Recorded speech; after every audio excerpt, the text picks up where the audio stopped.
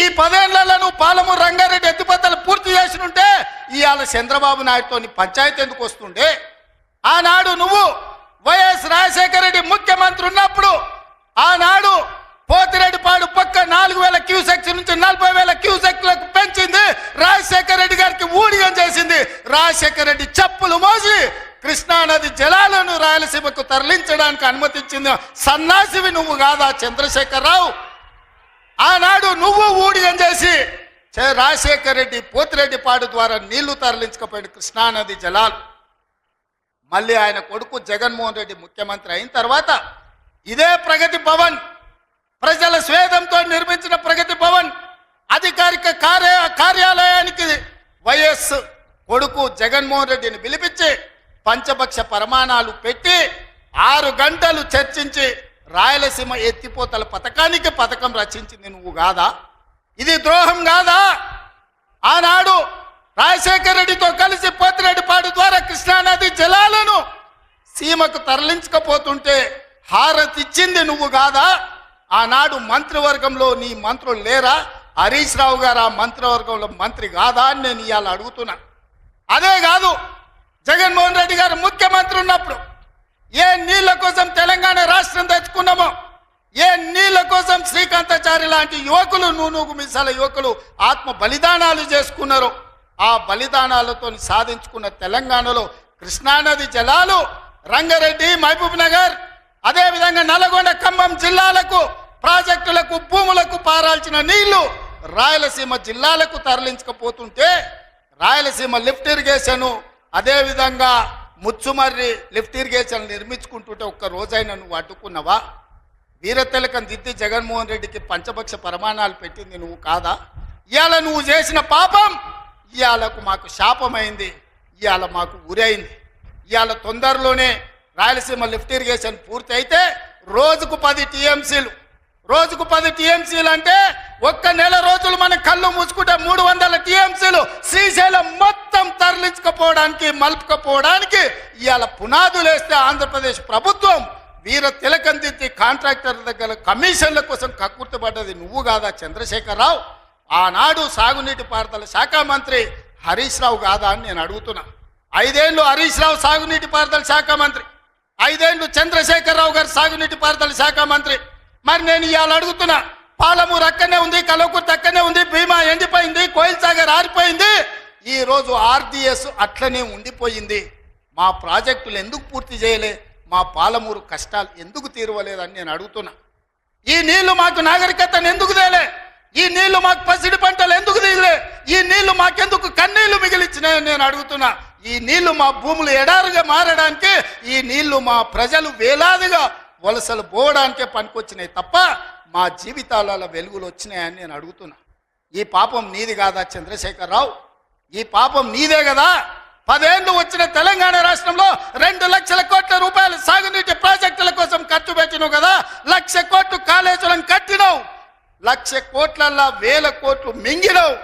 కట్టిన కాళేశ్వరం కుప్పగూలిపోయింది. ఇంతకంటే దిక్కుమాలిన ప్రాజెక్ట్ ఇంకెక్కడైనా ఉంటుందా అని నేను చంద్రశేఖరరావుని అడుగుతున్నా. ఇవాళ మా ప్రాజెక్టులు పడావు పెట్టి మా నిధులు నీళ్ళేమో రాయలసీమ తరలించకపోయింది, నిధులేమో నువ్వు తరలించకపోయినావు, పదవులేమో నీ ఇంట్లోకి వచ్చినాయి, పాపాలేమో మాకు వచ్చినాయి. ఇవాళ ఈ పాపాలు, ఈ కష్టాలు ఎంతకాలం మేము ఎదుర్కోవాలని నేను అడుగుతున్నా. అందుకే మిత్రులారా, ఇవాళ మన మీద పగబట్టిండు. 10 ఏళ్ళు ముఖ్యమంత్రి ఉన్నాయన, మన పరిపాలన బాగలేదంటుండు. నేను అడుగుతున్న ఇక్కడికి వచ్చిన సోదరుని, తెలంగాణ ప్రజల్ని, 10 ఏళ్ళు కేసీఆర్ ముఖ్యమంత్రి ఉన్నాడు, 12 ఏళ్ళు నరేంద్ర మోడీ ప్రధానమంత్రి ఉన్నాడు. ఇవాళ చర్చకు సిద్ధమా? కిషన్ రెడ్డి గారు మీ పార్టీ ప్రెసిడెంట్గా నువ్వురా, కేంద్ర మంత్రిగా నువ్వురా, చంద్రశేఖరరావు గారు ప్రతిపక్ష నాయకుడిగా నీ పార్టీ ప్రెసిడెంట్గా నువ్వురా, కాంగ్రెస్ పార్టీ నుంచి ముఖ్యమంత్రిగా నేను వస్తా. 12 ఏళ్ళు మోడీ పరిపాలన మీద, 10 ఏళ్ళు చంద్రశేఖరరావు పరిపాలన మీద, 12 నెలల మా పరిపాలన మీద, ప్రజా పరిపాలన మీద చర్చ చేయడానికి నేను సిద్ధంగా ఉన్నా. చర్చలో ఓడితే ముక్కు నేలకు రాస్తా అని చెప్పి నేను ఈ సందర్భంగా సవాలు విసురుతున్నా.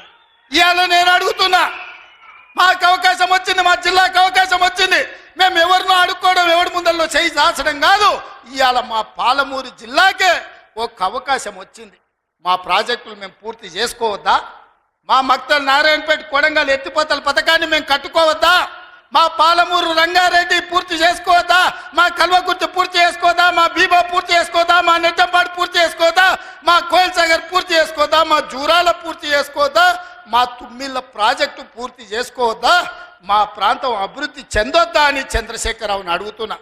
ఏది తీసినా ఏది పెట్టినా వద్దు అనే తప్ప నీ నోటి నుంచి ఒక్క మాట అయినా మంచి మాట వచ్చిందా అని నేను అడుగుతున్నా. ప్రాజెక్టులు కట్టొద్దంటివి, భూములు సేకరించొద్దంటివి, పరిశ్రమలు పెట్టొద్దంటివి. లగచర్లలో పరిశ్రమలు అంటే కలెక్టర్లను చంపడానికి చూస్తేవి. మాకు పరిశ్రమలు వద్దా, మా జిల్లాకు ప్రాజెక్టులు వద్దా, మా జిల్లాలో నీళ్లు పారొద్దా, మా పంటలు పండొద్దా, మా రైతులు బాగుపడొద్దా, మేము మంచి బట్టలు కట్టుకోవద్దా, మేము బుక్కెడు బువ్వ తినొద్దా, మేము సమాజంలో గౌరవంగా బతకొద్దా? చంద్రశేఖరరావు, నువ్వు సమాధానం చెప్పని నేను వేదిక మీద నుంచి అడుగుతున్నాను. మాకు ఆత్మగౌరవం లేదా? మేము మీలాక దొరలు కాకపోవచ్చు, కానీ మేము రైతు బిడ్డలమే కదా, మేము గౌరవంగా బతకాలని కోరుకోవడం తప్ప మా ఆడబిడ్డలు వాళ్ళ పిల్లల్ని చదివించుకోవాలనుకోవడం ఏమన్నా నేరమా? ఎందుకు అడ్డుకుంటున్నారు నువ్వు, నీ కొడుకు, నీ అల్లుడు అని నేను అడుగుతున్నాను. 12 నెలలు కానీ ప్రభుత్వం అప్పుడే దిగిపోవాలంటున్నాడు. 10 ఏళ్ళలో నువ్వు చెయ్యని పనులు మేము చేసినాం కదా. ఏం బాగలేదు పాలన. ఆయన కొడితే గట్టి కొడతాడంట. ఆయన కొడితే ఎంత గట్టి కొడతాడంట అంటే ఇక అది చెప్పనలవి కాదంట. నేను అడగదలుచుకున్న మా సోదరుడు, అయ్యా ఆయన గట్టి కొట్టడానికి ఫుల్లా ఆఫా? ఏంది గట్టి కొట్టడానికి? ఏం కొడతాడు ఆయన? కొడితే గిడితే ఓ ఫుల్లు ఓ ఆఫ్ గట్టి కొట్టగలడు, అంత మించి గట్టి కొట్టేది ఏందుంది? 10 ఏళ్ళు నువ్వు గట్టి కొట్టేటోని అయినుంటే, నిజంగానే నువ్వు గట్టి కొట్టాలంటే డ్రగ్స్ పార్టీలు ఫామ్ హౌస్లలో చేస్తున్న నీ కొడుకును వంగబెట్టి గట్టి కొట్టు, వానికి బుద్ధి వస్తుంది. ఢిల్లీలో లిక్కర్ దందాలు చేసి తెలంగాణ గౌరవాన్ని తీసిన నీ బిడ్డను దవడ మీద అంగబెట్టి గట్టి కొట్టు. తెలంగాణ పరువు తీసినందుకు గట్టి కొడితే వస్తుంది. కాళేశ్వరం పేరు మీద 1,00,000 కోట్లు మింగిన నీ అల్లుని దవడ మీద అంగబెట్టి కొట్టు గట్టిగా, అప్పుడు వానికి బుద్ధి వస్తుంది, సిగ్గు వస్తుంది. తెలంగాణను ముంచినందుకు గట్టి కొట్టేది ఉంటే నీ ఇంట్లో కొట్టు, వాళ్ళని దారిలో పెట్టు. కాంగ్రెస్ను గట్టి కొడతా అంటే మా కాంగ్రెస్ పార్టీ కార్యకర్తలు ఊరుకుంటారా? రా, ఎంత గట్టి కొడతావో చూద్దాం. పొంకణాల పోసిగానికంట 3 ఎట్లంట 36 దొడ్లంట. వెనకడికి పొంకణాలు చెప్పేటోడు. 10 ఏళ్ళు నువ్వే ఉన్నావు కదనే, 10 ఏళ్ళలో నిన్ను ఇవ్వడం చేయొద్దన్నాడా? ఇవాళ మేము 12 నెలల ఏమి చేయలేదు అంటున్నాడు. నేను అడుగుతున్న ఇక్కడికొచ్చిన మా ఆడబిడ్డల్ని, అక్క 500 రూపాయలకు సిలిండర్ వస్తలేదా? ఆర్టీసీ బస్సులో ఉచితంగా మీరు బస్సు ఎక్కుతారని టికెట్ అడుగుతురా? ఆ ఎల్ల అమ్మగారింటికి పోవాలంటే ఇంటి ఆయన కిరాయి పైసలు అడగాలి. అమ్మవారి గుడికి పోవాలంటే పక్కింటోళ్ళు తోడు రావాలి.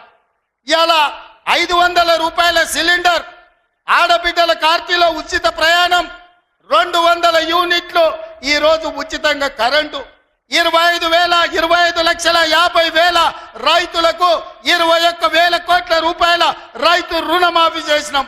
రైతు భరోసా కేసీఆర్ ఎగనామ పెడితే వచ్చిన ఎంబడే 7,625 కోట్ల రూపాయలు ఇవాళ రైతు భరోసా మొదటి విడత ఇచ్చినాం.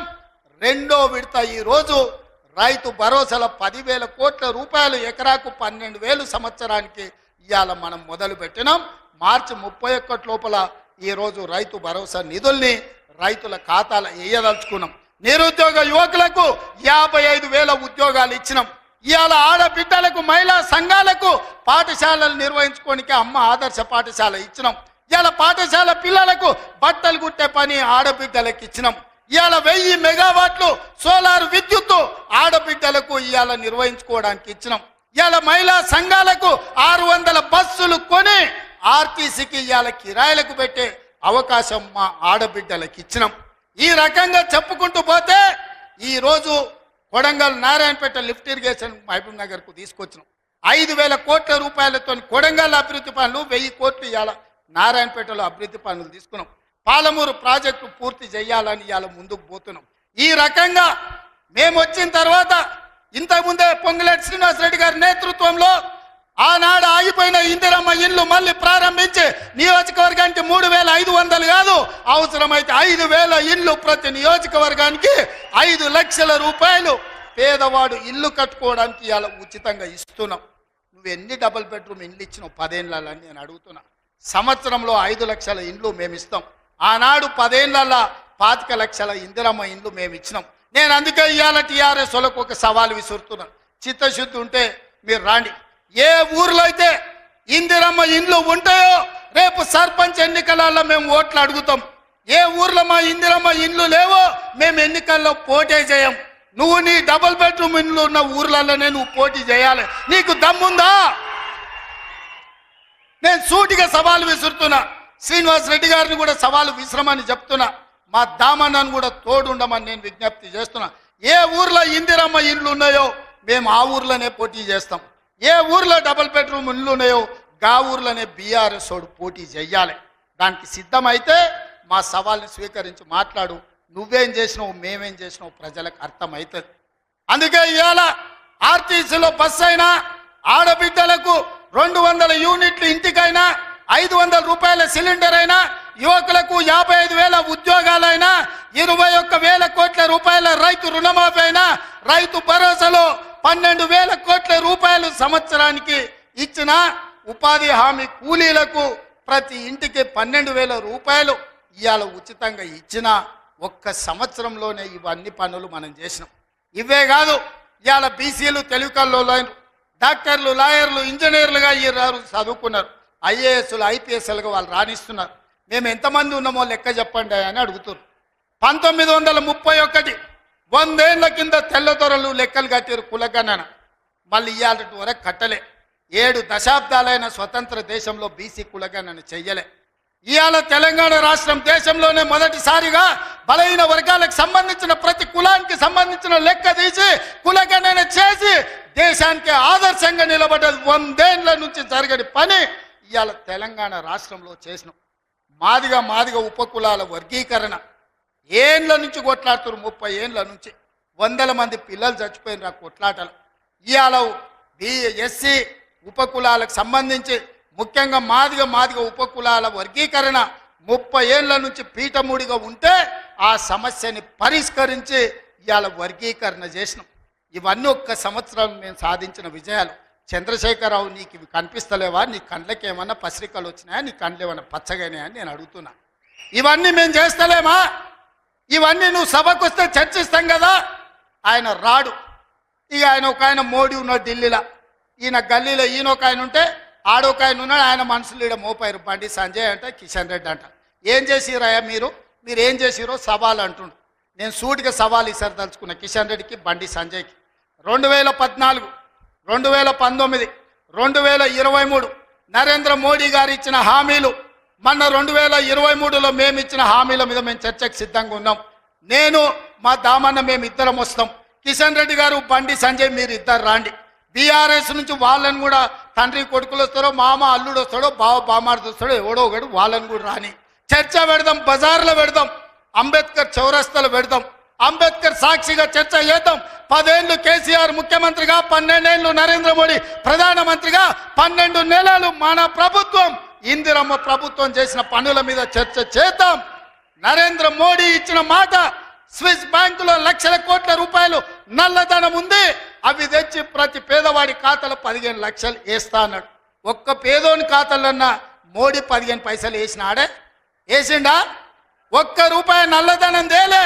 కానీ నల్లధనం ఉన్నోళ్ళు దేశం విడిచి పారిపోయారు.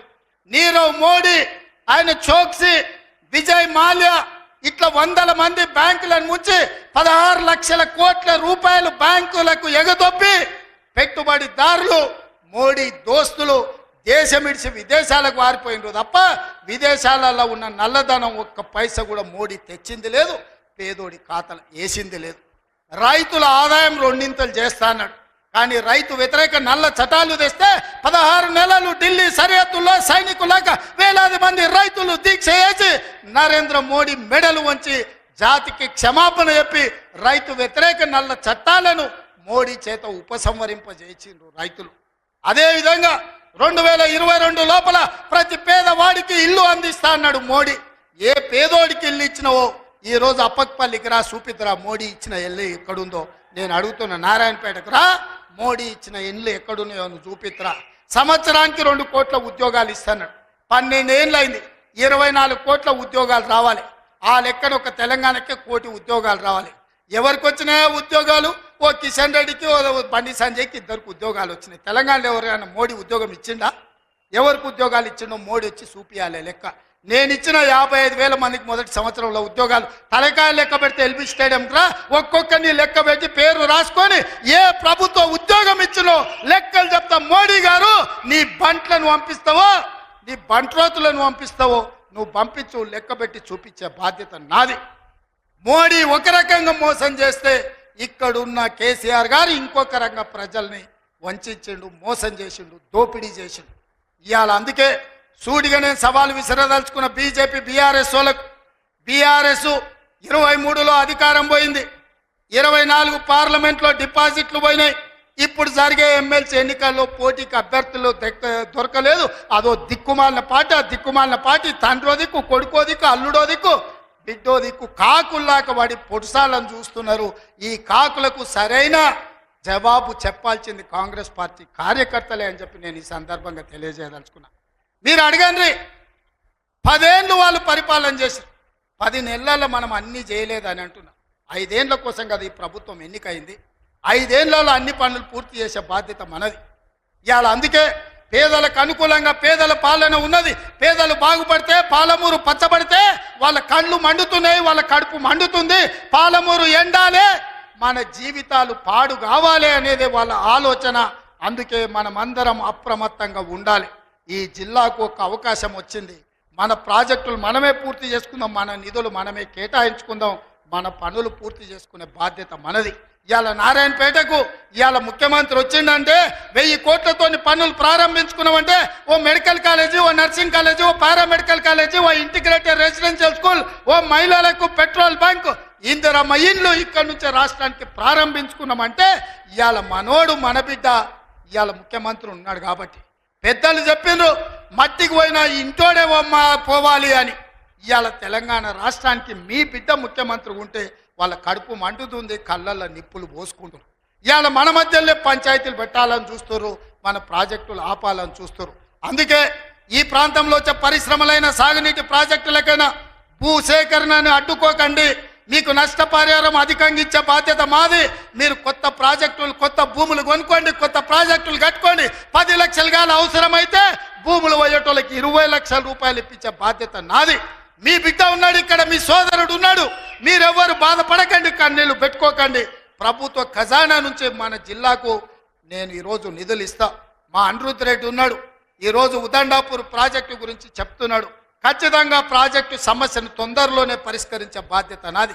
నష్టపరిహారం ఇచ్చే ఉదండాపూర్ ప్రాజెక్టును పూర్తి చేసి రైతుల్ని ఆదుకునే బాధ్యత నేను తీసుకుంటా. ఇవాళ మీ కష్టాలు తీరవకపోతే, మీ సమస్యల్ని పరిష్కరించకపోతే మీ బిడ్డ తెలంగాణ ముఖ్యమంత్రిగా ఉండి ప్రయోజనం ఏందని నేను మిమ్మల్ని అడుగుతున్నా. సంపూర్ణమైన విశ్వాసం పెట్టుకోండి. లేక లేక మనకు ఒక అవకాశం వచ్చింది. మన ఇంట్లోనికి మన బిడ్డకు అవకాశం వచ్చినప్పుడు శత్రువులు కుట్రలు చేస్తున్నారు, కడుపుల కత్తులు పెట్టుకొని బయలుదేరుతున్నారు, కౌగిలించుకున్నట్టే ఇకిలిస్తున్నారు, కౌగిలించుకొని కడుపుల కత్తులు పెట్టి పొడిచి చంపాలని చూస్తున్నారు. ఇట్లాంటి సన్నాసులకు గుణపాఠం చెప్పాల్సిన బాధ్యత పాలమూరు జిల్లా యువకుల మీదనే ఉన్నది. మిత్రులారా, పనిలో నిమగ్నమై ఉన్న పనులు చేసే బాధ్యత నాది, కాపాడుకునే బాధ్యత మీది. మళ్ళీ రాదు ఇట్లాంటి అవకాశం. ఇవాళ తప్పిపోయిందా మళ్ళీ 50 ఏళ్ళు అవుతుందో, 60 ఏళ్ళు అవుతుందో, 70 ఏళ్ళు అవుతుందో, 100 ఏళ్ళు అవుతుందో చరిత్రను మనం అంచనా వెయ్యలేము. ఇవాళ వచ్చినప్పుడే మన ప్రాజెక్టులను పూర్తి చేసుకుందాం.